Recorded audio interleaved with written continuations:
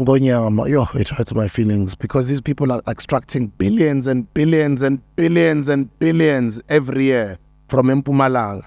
But the king is sitting here and saying it doesn't even have a secretary. Okay, let's put the government aside. So in all of these mining companies as well, isn't there even maybe 1 or 2 mining companies that look after the kingdom so the kingdom can do its job to empower the people? I don't want to answer that question direct. I will give you a few examples. You will take your own. Ingwenyama. As a king, I don't have even a secretary in my office. Ish. You will never mine forever. One day, hey, what you are mining will come to an end. And you as a miner, a company, you will go home. You will leave poor people with many holes in their place. On top of that, they never benefited anything on what we have done. You will realize that we the South Africans, especially the blacks, we have been under the apartheid for many years. And the history that we have read and they are reading there in schools, it's not the history about us, we the South Africans. Yeah, It's African. it's African. I always say, there's no such a thing as black tax because I believe it's un-African. Yeah. No, To look at it as a burden. We don't believe in individualism.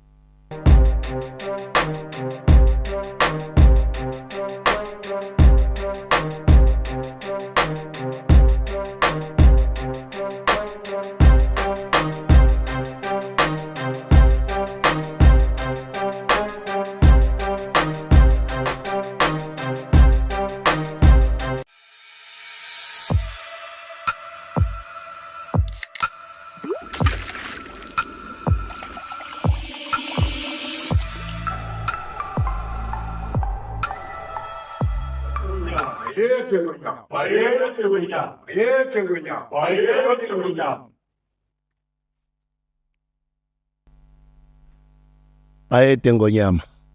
We'd like to welcome you guys on this special episode. We are at the kingdom of the Ndebele nation, and we are honored to have the presence of His Majesty. And I'm very humbled.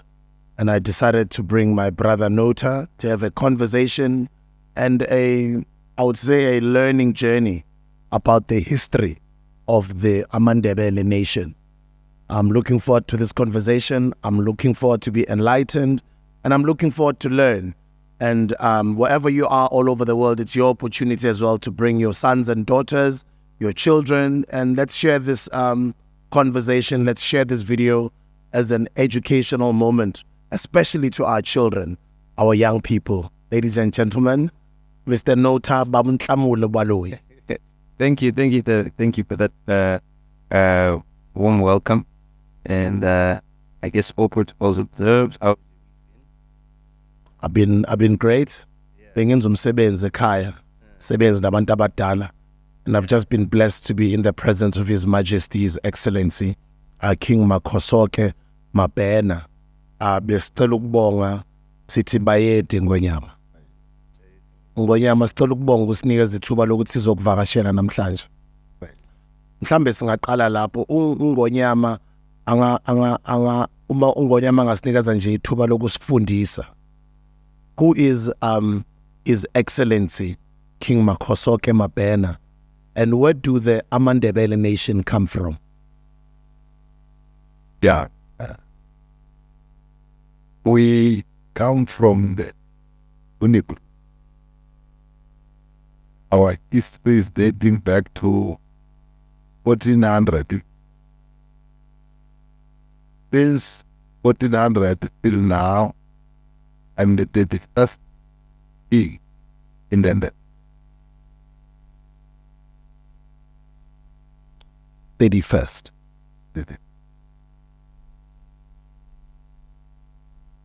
Ingwenyama.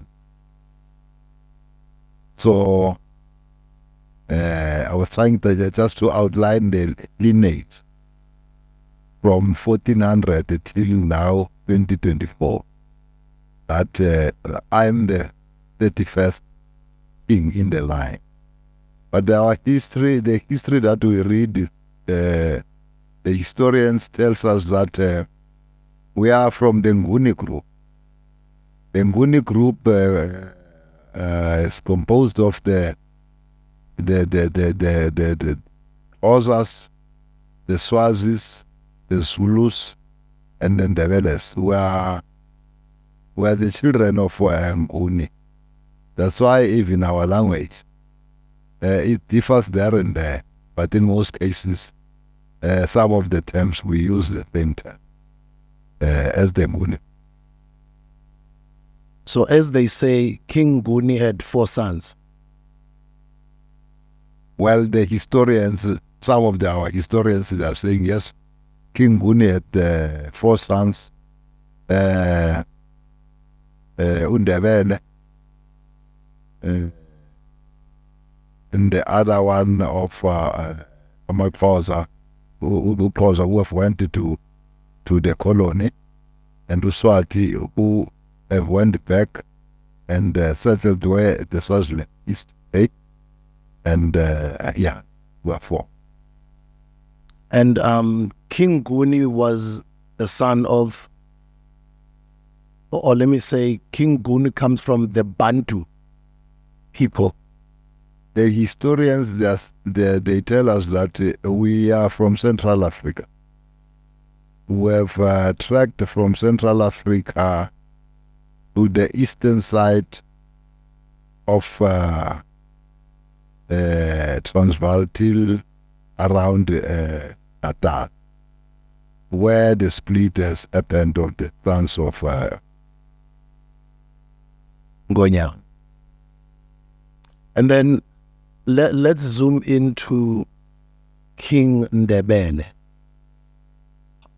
Which year did King Ndebele settle in this area of the southern Africa? Well, King Ndebele from Natal, history says that he have went through Kahlamba, Drakensberg, to the Transvaal around 1400. His son, who have took over Umhlanga, King Umhlanga, who have settled around Mhlangeni, around Fontaine.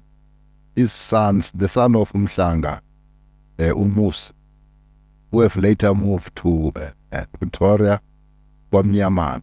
Musi has 7 sons from different wives. The first wife is Manala. The second wife is Nkosana or Masombuga. The third wife is Nzunza. And the others like Umkhwaduba, Ukekana, Umtombeni, and Mpafu. So those are the sons of King Nkosi.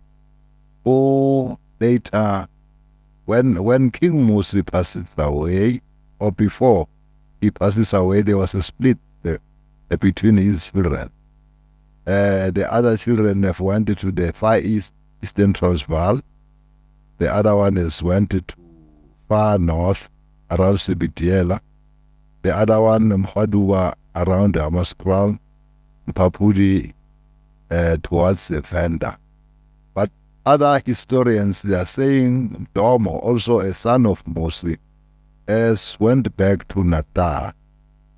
So that's where the split of the Ndebele sons happened, circa 1630. Ingwenyama.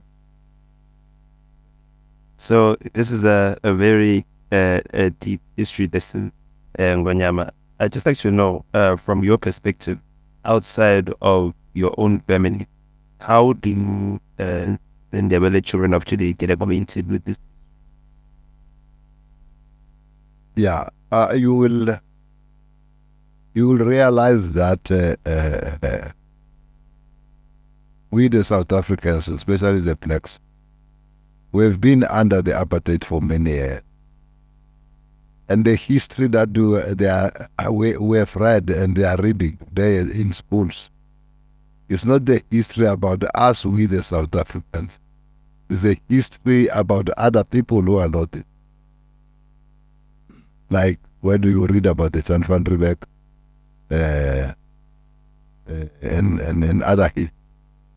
I think what we're trying to do here, to have this place here, and to have this interpretation center where we are today, is to try and revive and teach our children about our history. As you see, the artifacts of the Ndebele people, the paintings, and that's why every year we do have a annual commemoration where the traditional dancing, praise singing is done, so that those who had never had an opportunity to see these things, they must see them here. But also, we like to encourage our people to work hard and change our tradition and history, our dancing, our singing, and our praise singing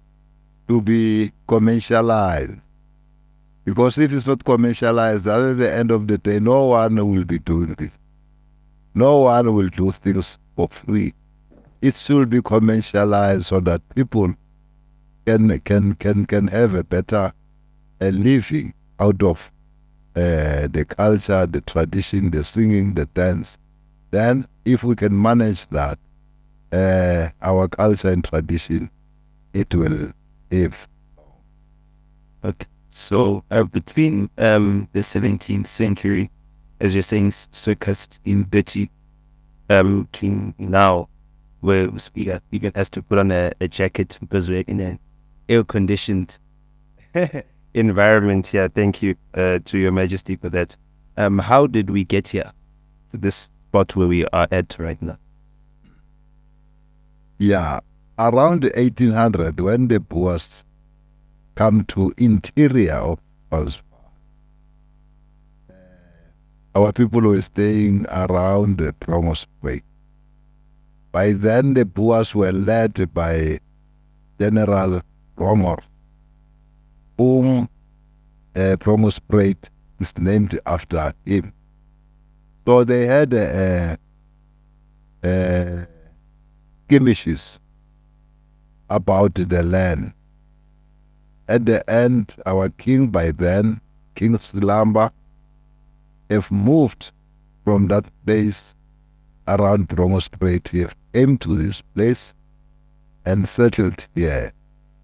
And that's why it's known as Gomjegejege. Gomjegejege simply means it's a place of peace and fertile soil. But when we are here, there is a river here, Morilite River.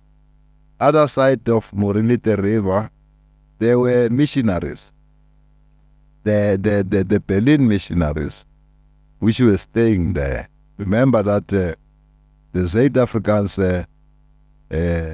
by then, they were using the missionaries to fulfill their oppressive laws. And in 1905, in 1915, the missionaries and our king by then, King Mpong, they had a conflict whereby our King Mpong was decided to leave with few people towards Jakala's dance. From Jakala's dance, they stayed for 2 years at Jakala's dance, and then the Ndebeles have made the contribution towards buying of the land at Rodekopi, at Lodi. Many people, they know it by the name of Lodi. Around 1920-22. Then the people who were left at Palmasdoubt from 1915 till 1978, they were forcefully, all of them, removed in 1978. Most of them, they were taken to Soshanhof. It was during the time when they were Soshanguve was still in war. And others, few, they went to other places. That's how it happened up to today. But in 1980, we've decided to come back and commemorate our four kings and our people who are buried here. The criteria then, because this place was under the so-called gray area, the criteria then, we're supposed to get the permission from the white farmer and the permission from the vulnerable magistrate.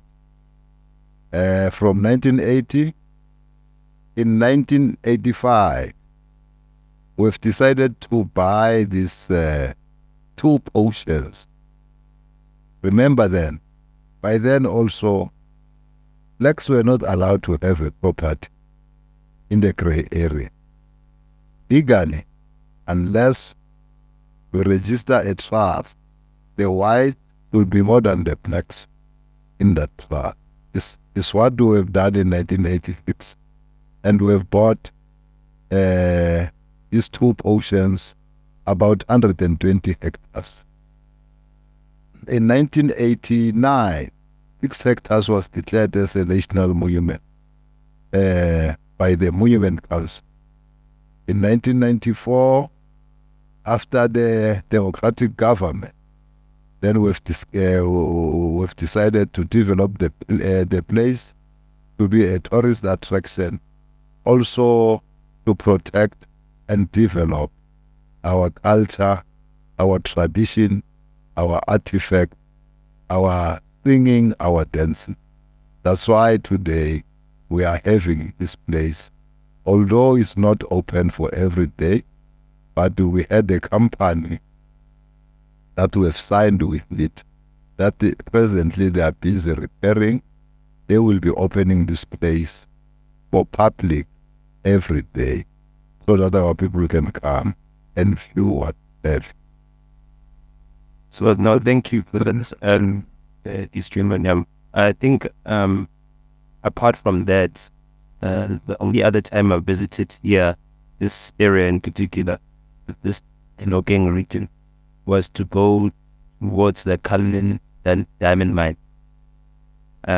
So just observing through conversations I've had with the people around you, the Ndebele Kingdom seems to have lots of land in mining areas. What our viewers know Cullinan is famous for is the Cullinan diamond that is now presently in the crown with King Charles. Yeah, I know the Cullinan mine, but the land belongs to private. Yes. So then how did we lose that land as Black Africans, and how did the Ndebele Kingdom lose their rights to those jewels that are now used by the British monarch? You see the systems, the Western systems and African systems, they always they don't go along each other. They always clash. When the Westerners whites come to this country, remember, in 1654, before that, the land was belonging to different tribes. But when they arrived, they surveyed the land and make the so-called the title deed, and they say the land belongs to them. Now, the question is, if we're using the same system of the title deed, then there will be no any place that it will be not having a title. Because we are not using that system of the title deed. We are using the system of, say, from that river to that mountain to that hill. It's our. That's where we're beaten. The whole Africa was beaten. Because the ownership that we believe in it. At the end, it was not recognized by the conquerors. And we have submitted ourselves. So, for my generation, and coming from your generation, what is it that you feel like we as young people have the opportunity to do differently so that we don't find ourselves in a position where we lose any more of our heritage or our wealth? I will start by saying, I think, personally, I think it will be better if our people can go to school. Because the school will make them to can fight better for the things that it belongs. They will understand better these Western laws that they are governed as. They can fight better to get what belongs to us, the blacks in South Africa, Africa general. So you've spoken about commercializing our culture to give it value so that at least those that are teaching it are able to make something out of it, and those that are learning something that is out there that can help enrich their lives. I'm thinking that we'll probably need educators because there's skills that need to be taught. We'll need accountants because we're commercializing it. We need to make sure that all the books, all the finances are recorded properly. Bankers, you might say. From a legal perspective, you've got a huge contingent on your land of young people that go to universities such as the University of Pretoria, and all number of universities. What have our legal students, especially the Black and Ndebele legal students, done with the kingdom to help, navigate the laws that are suppressing us from getting hold of our ownership or our heritage? There are few who came forward. We can help. Our social responsibility, we can do it. Yeah, if we have this problem, we can help. But I think we must start by instilling love to our children, the love of their culture, tradition, the language. I'm saying, especially to the developing, they must make sure that their children at school they teach them this Ndebele. Because if this Ndebele is not in schools, really it will be a dying language. Because in schools, when they teach them this Ndebele, then that is a surety that the language will live for many years to come. And let's instill love to our children, to love themselves, being a Ndebele, being a Xhosa, being a Sotho, so that we develop and protect our nationality, our different cultures and tradition in this country. Ngonyama, ngiyajabulisa umuntu ukuthi uvashele komjekejeke. Ngiyajabula nami ukufunda ngendawo yakamjekejeke ukuthi isho ukuthini, the place of the fertile soil. And maybe before I get into other issues, because I want to get into the relationship between the government and the kingdom, and I want to go back to the issue of land, and I want to focus more on the mines. But before we go there, let's zoom in here. Komjekejeke. Here there is one event that happens here a year, and I hear it attracts over 50,000 Ndebele people. Maybe you can expand a little bit more about that event. What is it for? What does it represent? So more people can be aware of it. Yeah, no, it's not only the that come. Different nationality come to the function. It's our commemoration a day, once a year, of King's Lamb. We try to showcase our culture and tradition. artifacts, our dancing, our singing, our praise singing. In other words, we are trying to instill this love for the younger generation. We want them to take this baton and move forward, so that at the end, people should not say one day there was a nation known as the Ndebele that has disappeared among other nationalities. It should have people who will always having the baton to develop the language, the singing, the dancing, because that is what makes us to be the Ndebele.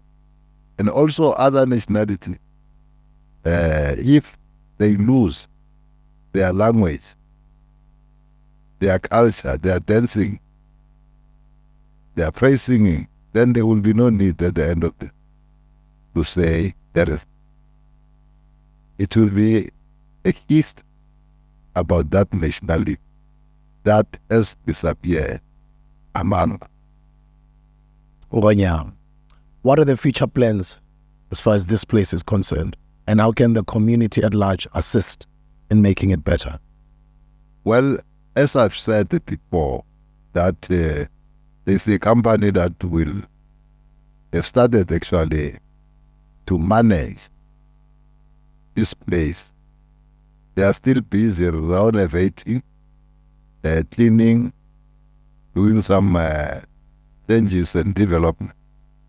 Thereafter, they will open this place for the public, that people can come every day, so that people can come and view what we have here. Also to arrange some traditional dances, maybe every week or every month, so that our groups, our traditional groups, also benefit from it. And our old mothers who are painting, also to be given that opportunity, that they can be seen by the tourists, and the artifacts that they are doing. Out of that, it can have a better life. But before we go into the wealth of the nation, Ingwenyama, that is the soil, we've spoken a lot about the wealth of the nation, that is about the soil, our cultural practices, our languages, our dancing, and all the other things that make up our culture that partake you and touch towards them. How do you feel personally as the custodian of the Ndebele people's culture when you see artifacts or artists or even their work being celebrated around the world globally and being housed in foreign museums? Yeah, it adds a lot. For instance, our grandmothers, they are doing this artifact here at home. Some people, the whites, including our own people, they buy these artifacts.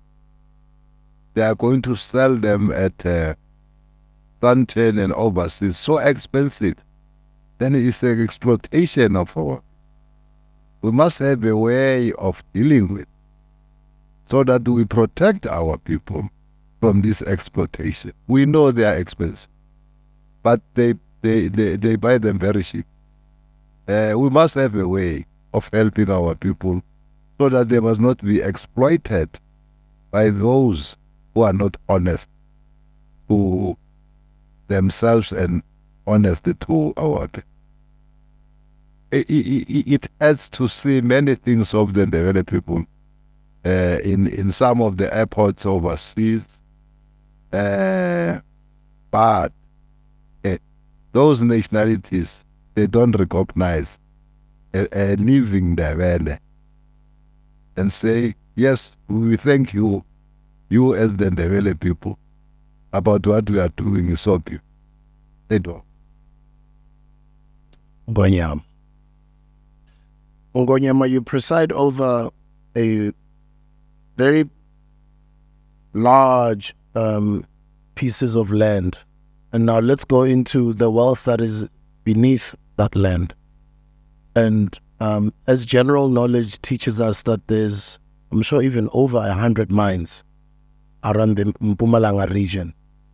And according to the laws of the government, most mines, when they apply for licenses, they are bound and by law are supposed to give back to the communities around the lands in which they mine in. Has that been happening? Because when we look from a distance, many Mpumalanga people leave the region to go seek for employment, for greener pastures in other provinces. Others even go overseas. Meanwhile, all of the wealth that is beneath here, be it coal, be it gold, be it whatever other minerals that are underneath here, always going into the trucks all the way down to Richards Bay and leaving this country. So much wealth, but yet so much poverty amongst your people. What's the problem there? Yeah, you are correct. But remember that the law of this country says all the minerals cover, irrespective of if the land is or not. Have same right as any person everywhere in South Africa to can apply for my name. But it seems then things are not correctly coordinated. Because these mines, they should contribute towards the development of our people all over in the province. But it seems it's not there, and it's not maybe correctly coordinated in such a way that our people can benefit out of. Yes, maybe on other places they do have that, but it's not clear how it's working, who benefits what, and how. These things are the things that must be looked at closely and have a better and the understandable policy. At the end, that our people in the province, they get helped and be developed like all the people in different countries. So Ingwenyama has many different examples of situations where royal trusts have been given either mining rights or shares in mining companies or apportioned shares in mining companies. When I travel internationally, a lot of the time we fly over the Northwest province, and we know that's very rich in platinum.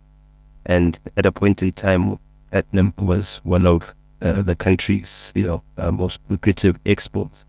But what I've been able to observe from the sky, when looking at it now, is all the beautiful mountains of the Northwest being excavated, being dug out, and being left in ruins. And when I look around where they are mining, I see the poorest South Africans that one can encounter. Why is it that, there isn't much outrage from the people themselves when they see truckloads of minerals being transported out of their communities and leaving the dust, a lot of poverty? The duty of the government, amongst others, to protect the weak against the strong. I think the government is the one that will come with a better plan to help, because even this license is the government that gives it licenses. Why can't the government then put down and say, if you don't do 1, 2, 3, 4, 5, we don't give the license? Yes, in most communities are suffering. But if you look around those communities, there are lots of mine, and which this thing is wrong, because the people who should also benefit are the communities that are around the mine. Because when you mine, you will never mine forever.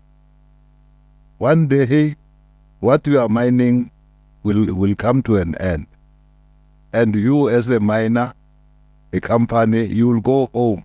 You will leave poor people with many holes in their place. on top of that, state never benefited anything on what we have done. So I think the blame lies with the government. The government must stand up and correct it. So with the government, you've been around for many governments, not just in terms of administrations, but also different eras. I'd like to talk about the era during the early to mid 80s, from 1980 to 1986. So that was the time where a lot of political violence started increasing in the country. I think in 1986 it was the boy was born, but from what I've read, there was a state of emergency that was declared. So you told us that a portion of some of these lands that we're, on today was purchased during 1985. How was it possible for you to get financing back then to purchase parcels of land? To be honest, our tribal authority by then were heavy, because there was no municipality. It was the government and the tribal authority. We were responsible for building of schools, clinics, roads. People, they were contributing directly to the tribal authority. That's why we've managed to buy these 2 portions of land, those the 120 hectares through the tribal authority by then. So then Ingwenyama, 1994 then comes, and then you had subsequent ANC administration. Is there anything that you can reflect on from the previous dispensation, when the tribal authorities had their own bodies, to the democratic dispensation where the tribal authorities seems to be more at the mercy of the incumbent government? Before 1994, our tribal authority, we have our own security with a uniform, with 2 bakkies similar to the SAPS vehicle which they were using by then. We have built where we were putting people who have done wrong, equals to the places which were also built by government. After 1994, a law was passed, Act 41 of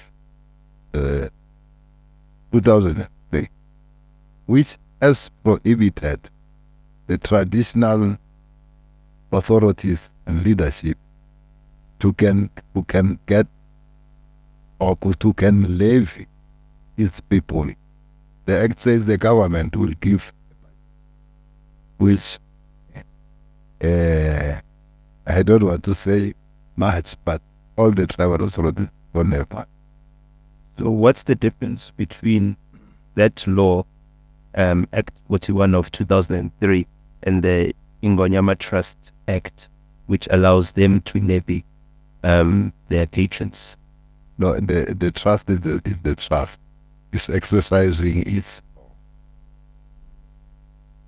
If you have a company, you will exercise the laws of the company. If it's the trust, you'll exercise the laws of the trust. If it's the tribal authority or traditional council, you'll exercise the law of the traditional offices, because it's the statutory. So, I mean, lots of people, especially from my generation, we get told by our parents that, there was very repressive times in our past, especially for those of our parents who lived on tribal lands, right? To the extent that for them, they felt, as in the new democratic dispensation, gave them more freedoms. But with all these freedoms, we're encountering new problems that, we never encountered before when we were still under the tribal authority. In your opinion, do you think that things have progressed more in the democratic dispensation, or do you think that had the tribal authorities been maintained, people's lives would be better than they are? During the era before 1994, well, it might differ from the region to region, but I will be speaking on behalf of Ndebele.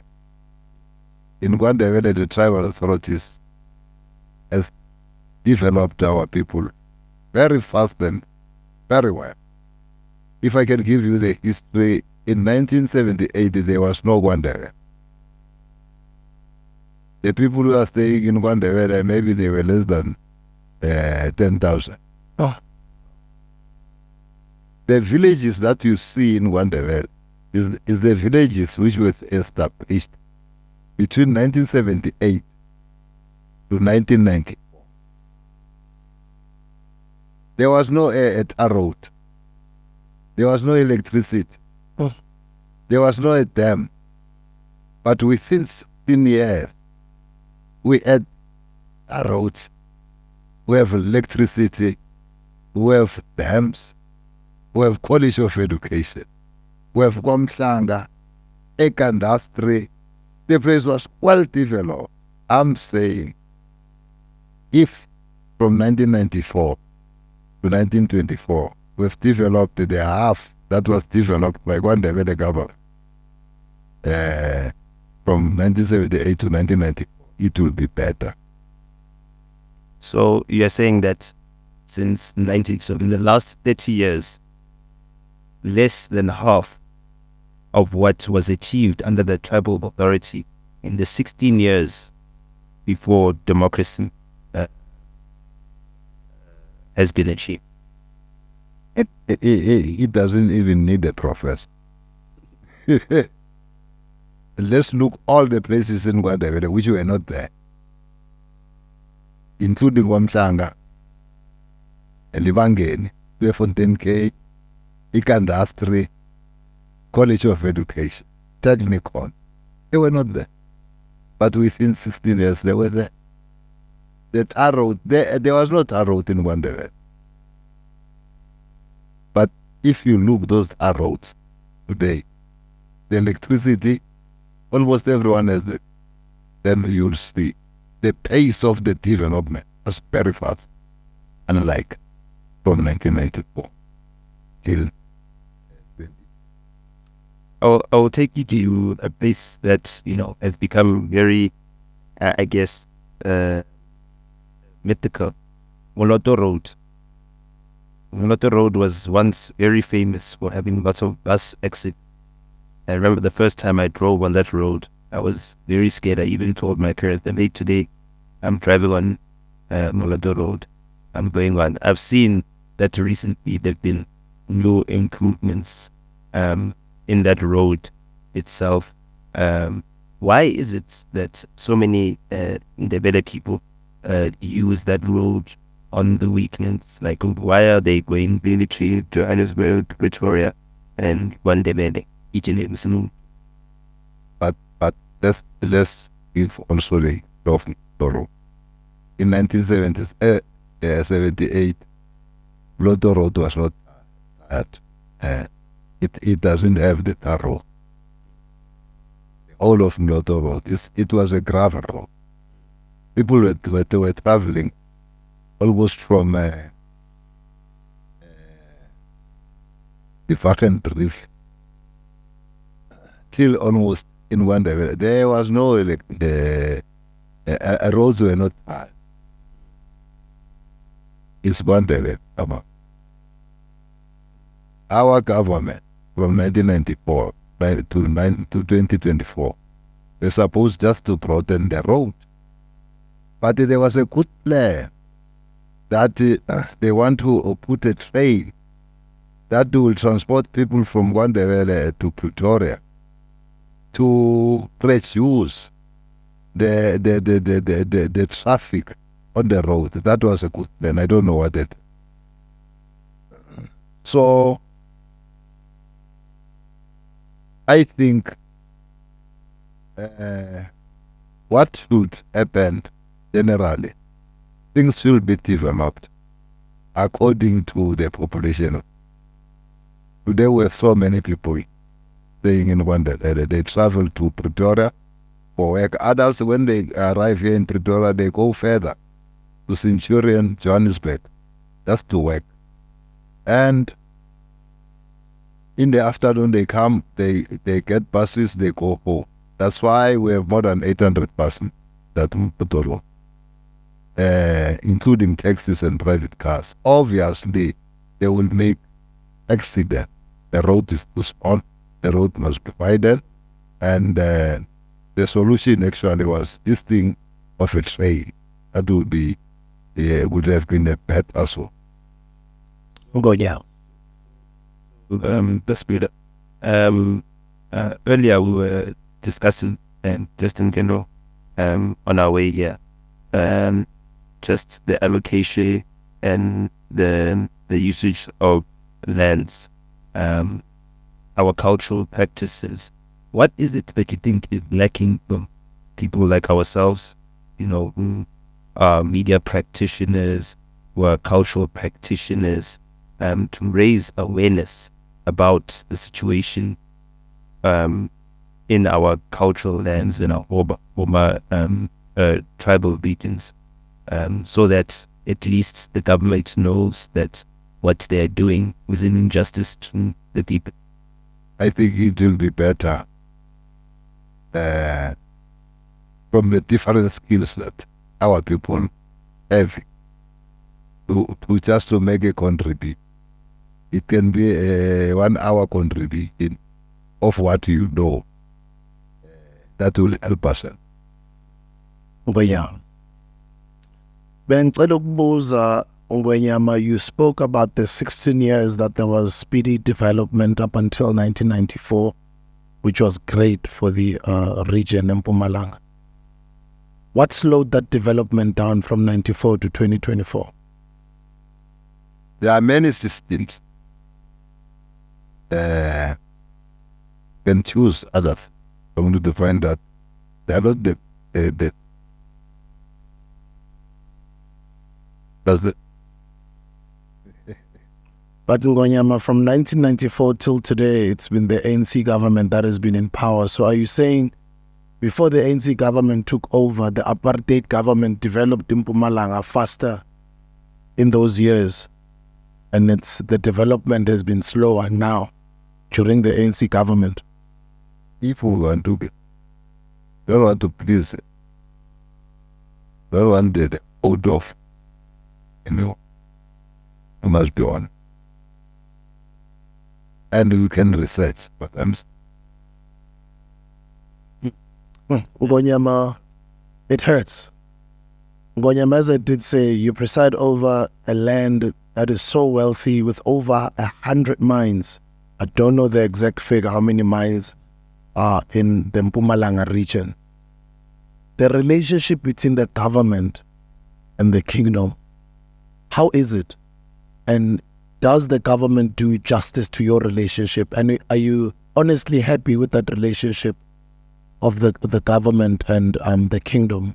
Are they doing enough for the people, or more could be done? Or what are some of your grievances, if you were to say to them right now that you're in front of the camera? I don't want to answer that question direct.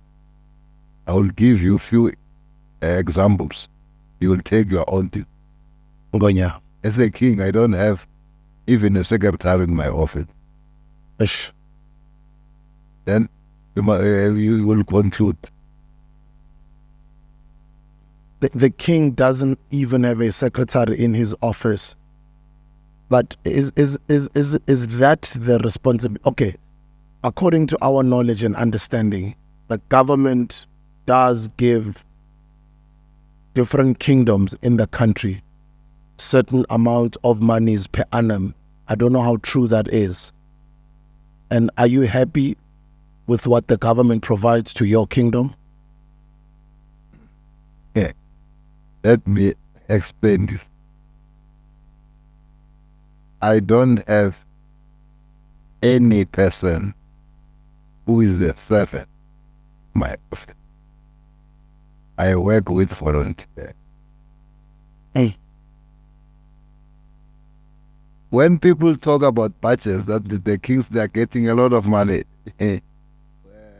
For me, it's the dream. I don't want to talk for others, but for me, it's the dream because I never seen the budget. I only see the help. Maybe they help you with 1, 2, 3, and then it ends up. What have you done in the past to show your seriousness to want to change this issue, for them to start taking you more seriously? The budget is the money that it will make the office to be able to do its job. But the office should have people who will be doing that. It doesn't help to give me 100,000 rand. You give the office 100,000 rand, but there's no one who should use that 100,000. Then are you saying I must use that 100,000? Then tomorrow you'll come back and say I've used the money. Ingwenyama, with what we understand, are we saying that money does come from the government, but it does not reach the kingdom? Or that money does not come in your kingdom specifically? It does not come at all? At all? And if you were to say anything right now to mining company owners that are busy extracting all of the wealth underneath this land of Mpumalanga and leave nothing here, and they leave abject poverty for the people. Let's talk about Ndebele, the kingdom that he presides over. What would you like to say to all of those mines and all of those companies and all of those CEOs and leaders? No, I will simply say those who are honest and those who fear God, can they contribute towards the government? Ngonyama, it hurts my feelings, because these people are extracting billions and billions and billions and billions every year from Mpumalanga. But the king is sitting here and saying it doesn't even have a secretary. Okay, let's put the government aside. So in all of these mining companies as well, isn't there even maybe 1 or 2 mining companies that look after the kingdom, so the kingdom can do its job to empower the people? No, there are few mining companies that they help us, they contribute. We have funds. And when we request that, some of the things, they do them. Ingwenyama, you and I, Ingwenyama, both know that yes, that's part of giving a little bit here and there, but I cannot be taking billions and only be helping here and there. Isn't there structures or ways or even joint venture companies that they've formed with the kingdom, even if it's non-profits, so that the kingdom can be self-sustainable to empower the community and change this poverty? Not even one company does that, any mining company? Yeah, I think to the different mining companies in this country, I think they must have a way of contributing towards the development, especially of the rural people,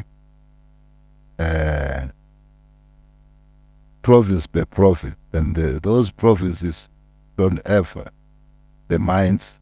There should be a way of how are they going to be helped by the contribution of the mines in this country. If I was the government, I would say, let's establish the trust where each and every mine, from their commission, they will contribute 1% that will be distributed amongst the kingdoms in this country, if I was the government. And the 9% to have a trust to develop those places that stays around the mines. What is the richest mineral that Mpumalanga has? Well, I'm not sure, but I think the diamond is, the gold, and maybe the platinum, and other minerals, which maybe I'm not aware. Ngonyama. Before I hand it back to Nota Ngonyama, I want to continue on this issue of the mines, but I'm also aware of our time. I could be wrong, but Ngonyama will correct me if I am wrong. Our capital city in South Africa, or Tshwane, or Pretoria, is it true that it's built on the land of the Ndebeles?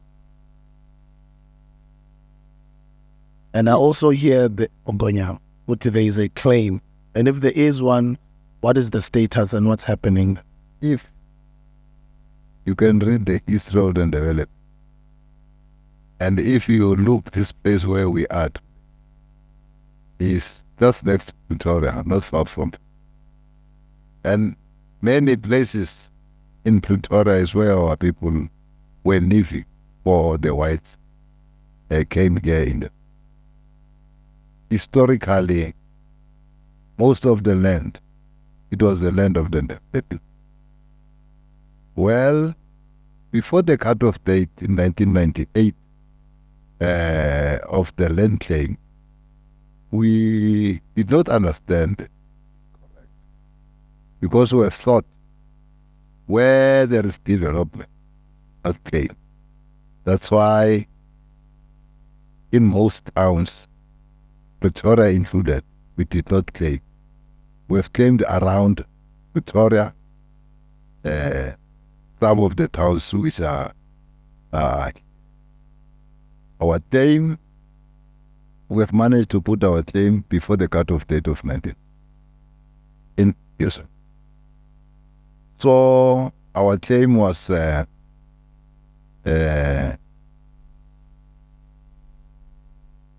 aside. They said we don't qualify. I'm not going to go into details, but we took that to the name claims. The name claims court, we are still in the name claims court about our claim about the Gauteng, which are 54 farms that we claim, where the Ndebeles were living, where we were staying, we have a history of these farms, including Pretoria, but we did not include Pretoria in our claim, because we have thought all the places which are developed, we must not claim them, because we did not get people who can explain this thing correctly to us. But the 54 farms around Pretoria, Cullinan, Brighton, Bobsfontein, Delmas, we are in the land claims court. However, there are challenges. The legal aid has once approved our help, but they are withdrawing it now. In the E, what's where we should win. Our problem is the money to carry on in the land claims court. Lawyers, advocates, so that all our claims at the end, we must get the judgment from the court. We are confident that before the court will win all this. But because now they've withdrawn the financial assistance to us, difficult for us. Up to our people and help those who want to. Ngonyama. There's a lot of lawyers now, attorneys, advocates who come from Mpumalanga, who are now practicing. Some of them are senior counsel. And I understand that you're saying for the sake of money or because of money, it does affect. I mean, it's been 26 years since your claim. What would you like to say to all of those lawyers who might potentially offer their services pro bono because they come from here? Yeah, we must be very much careful. You can't shift the legal team that was dealing with this case for more than 8 years, because they understand the in and outs of this case. Can't put new lawyers. Okay. because they don't have a background. What is needed is just the financial help to pay the lawyers and the advocates so that they carry on with. Because it is clear that we are weak. And that's why they've withdrawn the financial help. What? Ingwenyama, can't the current lawyers, though, find a way to pro bono continue with the case because they can see that they're winning, you are winning? At some point, they can be remunerated somehow at the end of the case after you win? They've tried for more than 2-3 years. It's now heavy. Because they have things to pay as law firm. They've tried it, but it's heavy. Or maybe lastly, as Nota comes in, if then there are people who are interested to assist financially on these cases, especially children who come from this place of the rising sun, how do they get in touch with the kingdom, or which place can they get in touch with you to be able to assist financially? And some millionaires and some successful people who are all over the world who come from the Ndebele kingdom, who are born and bred here, they might be watching now and they might be willing to assist. Yeah, those who want to help. I don't have the website. How I would have gave them our website so that they can get into our website, then they can get us. But I don't know what can I do. Our office there. I don't have any plan. Ingwenyama. What I'm saying, we don't want a person. Those who want to help us, we don't want money. Ingwenyama. We want them to communicate with our lawyers and give the money straight to our lawyers, Ingwenyama. so that they carry on. So maybe at the end of this interview, at the bottom of the video, by the description, we'll put in the information on how they can get in touch with the lawyers. Yeah, even us, will give you our emails and their website. Ingwenyama. Anyone can get into a website or their email. Okay, check guys in the description. We can start communicating, but at the end we'll refer them to our lawyer. Ingwenyama. Now, before 1994, we had before having labor ministers, the tribal authorities were in charge of the workers that are being sent from the tribal lands into the cities. Do you feel that the government has represented the rights of workers well in comparison to how the tribal authority was representing workers that come from their lands? Yeah, no thanks. The tribal authorities had never represented their laborers in urban areas. Had never represented them. It was the baby of a laborer and the one who has hired them. We had never interfered with them. But on our jurisdiction, we're talking on behalf of our people. And our people, if they have problems, when they come to the office, we try to help them. But in our jurisdiction, not in urban.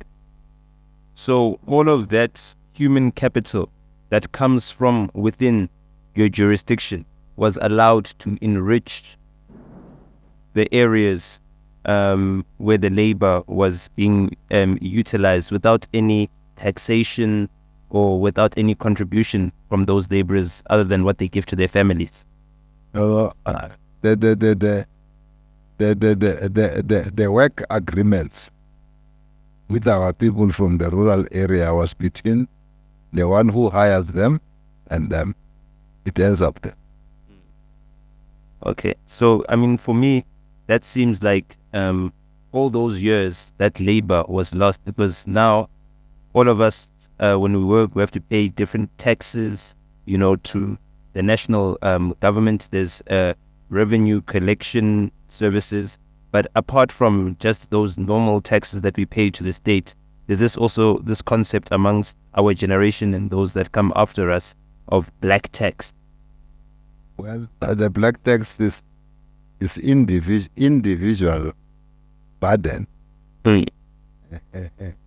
In your family, almost most of us with blacks, when we start to work, you must start by improving your family, taking your brothers and sisters to school. That is black tax. That's what we are doing, and we're happy to do that.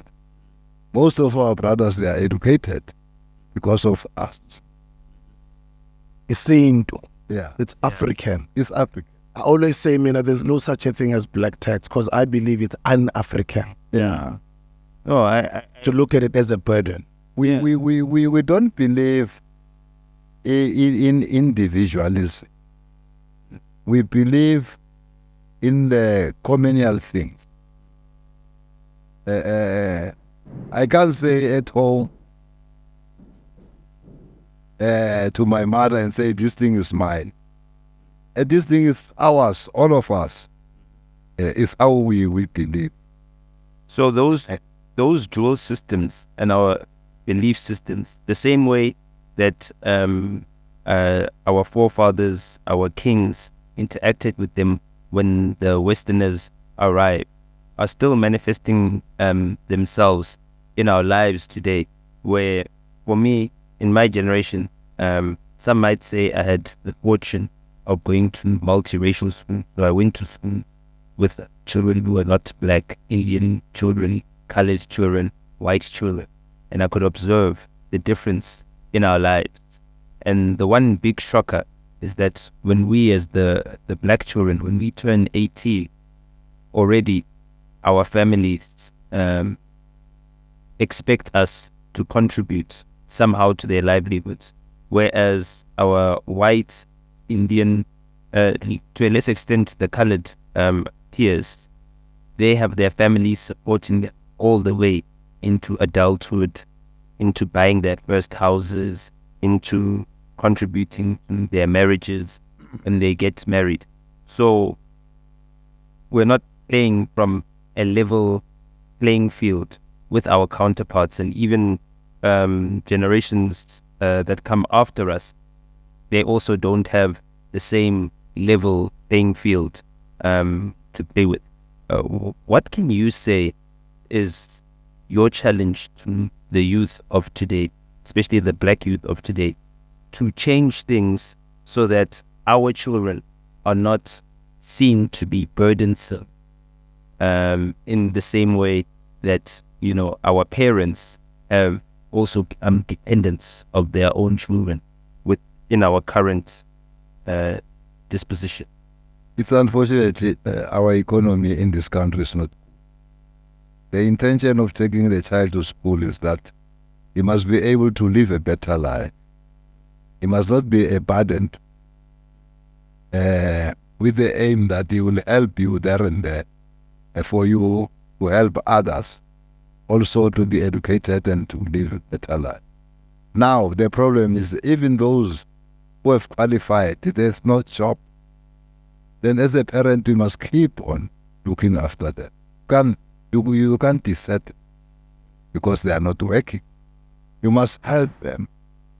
So that is the problem. Yeah.